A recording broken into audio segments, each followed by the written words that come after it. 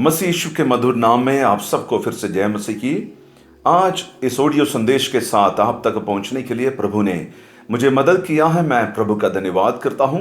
मैं आप सबके लिए प्रार्थना करता हूं और मेरे दिल के अंदर की कामना यह है कि ये वचन आपके जिंदगी में आशीष लेकर आएंगे, अपने जीवन पवित्र शास्त्र बाइबल के अनुसार बिताने के लिए मदद करेंगे और आखिरी दिनों में प्रभु यीशु मसीह के दूसरी आमद के लिए अपने आप को तैयार करने के लिए प्रभु आपको मदद करेगा। मैं ये विश्वास करता हूं। आज की थोड़ी देर की मनन के लिए दूसरे कुरिन्थी 5 अध्याय उसकी 10वीं पद आपके लिए पढ़ूंगा, क्योंकि आवश्यक है कि हम सबका हाल मसीह के न्यायासन के सामने खुल जाए कि हर एक व्यक्ति अपने अपनी भले बुरे कामों का बदला जो उसने देह के द्वारा किया हो पाए। In English, 2 Corinthians chapter 5 verse 10, for we must all appear before the judgment seat of Christ, so that each one may be recompensed for his deeds and in the body according to what he has done, whether good or bad. प्रभु इस वचन के पढ़े और सुने जाने पर हम सबको आशीष देवे। जब मेरे और आपके जीवन में हम इस बात को जरूर याद रखें, आखिरी दिनों में प्रभु यीशु मसीह बादलों पर यानी मध्याकाश में स्वर्ग से उतर कर आएंगे। मसीह यीशु का दुल्हन या कलीसिया को इस धरती से उठा लिया जाएगा और मध्याकाश में इनकी मिलन होंगे और वहां पर तुरंत क्या हो जाता है, मसीह के न्यायासन वहां पर रखा जाएगा। The judgment seat of Christ वहां पर रख दिया जाएगा। तो वहां पर क्या हो जाएंगे, every secret things shall be brought to light. हर एक गुप्त बात को वहां पर रोशनी में लाया जाएगा। ये उद्धार पाए हुए लोगों के लिए किया जाता है। जितने लोगों ने मसीह यीशु को ग्रहण किया है उनके लिए किया जाता है। आज काफी बातें प्रकट नहीं होता है जो हम करते हैं। उस दिन हर कुछ बातें जो अंधियारे में हैं वो रोशनी में ला दिया जाएगा, प्रकट किया जाएगा। जैसे एक स्कैनिंग मशीन के अंदर हमारी शरीर की अंदरूनी बातों को, कमजोरियों को, बीमारी को हम दिख जाता है, वैसे ही दिख जाएगा। और इब्रानियों की पत्री 4 अध्याय उसका 13 के अंदर हम पढ़ते हैं कि मसीह यीशु के सामने सब कुछ प्रकट किया जाएगा। वो अग्नि के आंखों से भरी हुई मसीह है और उनके सामने कुछ भी छिपा हुआ नहीं रहेगा। और वचन के अनुसार लिखा है सब कुछ बेपर्दा किया जाएगा। Every secret thing shall be brought to light. मुझे और आपको डरने की जरूरत है। आजकल मेरी और आपकी जिंदगी में हम जो मसीह जीवन हल्के में लेते हैं और इसी प्रकार से सिंपल सा ले लेते हैं, यूं ही ले लेते हैं। आप सबको मैं बताने के लिए चाहता हूं, प्रकाशित वाक्य का पुस्तक 22 अध्याय उसके 12 के अंदर हम पढ़ते हैं, हर एक व्यक्ति को अपना अपना कामों के मुताबिक प्रतिफल दिया जाएगा। अपने अपने कामों के मुताबिक उस व्यक्ति को प्रतिफल दिया जाएगा। याद रखिए, अपने कामों के मुताबिक। मसीह जीवन जो लोग हल्के में लेते हैं, याद रखिए वे लज्जित हो जाएंगे। इस नबी की पुस्तक 7 अध्याय उसकी 4 आयत में हम देखते हैं, book of Ezekiel chapter 7 verse 4 के अंदर हम पढ़ते हैं, those of us who are taking Christian life very lightly they will be put to shame. याद रखिए, मेरे और आपका जीवन के अंदर, हमारी आजकल के जीवन में बहुत कुछ आदर हमें मिलते होंगे। लोग हर जगह पर जहां कहीं भी हम जाते हैं हमें हाथ जोड़कर जय मसीह की कहते होंगे, सल्यूट मारते होंगे, तालियां बजाते होंगे, हार डालते होंगे, टोपी पहनाते होंगे, कुर्सियों में बिठाते होंगे, इज्जत करते होंगे, आपका बैग उठाते होंगे, बाइबल उठाते होंगे।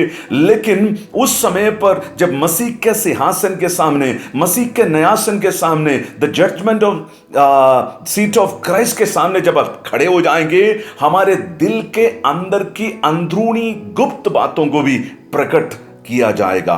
तो याद रखिए, वहां पर 3 ऐसे बातें प्रकट किया जाएगा। नंबर 1, कौन सी बातें? जो अंधेरे में हैं उन सभी बातों को प्रकट किया जाएगा। Whatever is we have done it in the dark room, in the locked room shall be brought to light.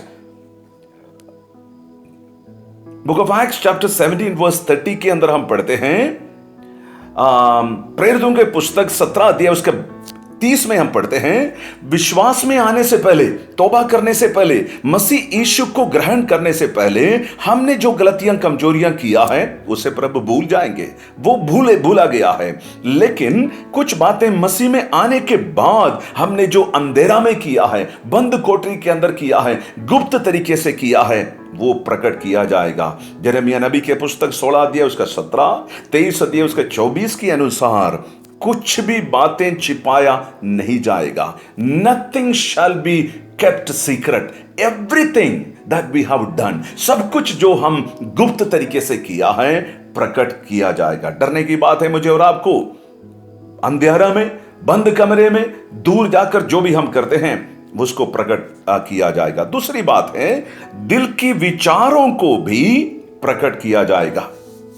प्रकाश वाक्य 2:23 में हम देखते हैं, वो हमारा परमेश्वर जो है हमारे दिल की अंदर की गहरी बातों को, हमारे सोच विचारों को भी समझता है। भजन संगीता 139 2-3 में हम पढ़ते हैं, साम नंबर 139 2 और 3 के अंदर हम पढ़ते हैं, हमारे उठना, हमारे बैठना, हमारे चलना, हमारे सारे एक सोच विचारों को भी वो दूर से पहचान लेता है। आप बाइबल के अंदर से काफी आयतों को देख सकते, भजन संगीता 7:9, भजन संगीता 44:21, रोमी की पत्री 2:16 और सभोपदेशक 12:14, इन सारे आयतों से इस बात को प्रकट किया जाता है कि हमारा परमेश्वर हमारे विचारों को भी, आपने किया नहीं है लेकिन दिमाग के अंदर आपने सोच लिया है, ऐसी बातों को भी प्रकट किया जाएगा।